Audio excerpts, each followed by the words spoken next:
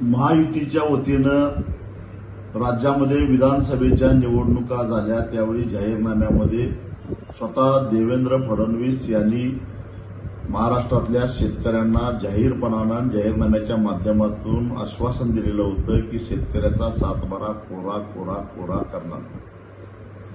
त्यामुळे नियम पद्धती याचा अभ्यास त्यांनी निश्चितच केलेला असेल आणि आता जर का ते नियम पद्धती त्याला वेळ लागेल असं जर म्हणत असतील तर याचा अर्थ ते चालढकल करत आहेत. मुळामध्ये ज्या पांडुरंगाच्या दर्शनाला जाणाऱ्या वारकऱ्यांची पगडी घालून ते बोलतात त्या पगडीची पहिल्यांदा त्यांनी प्रतिष्ठा राखावी.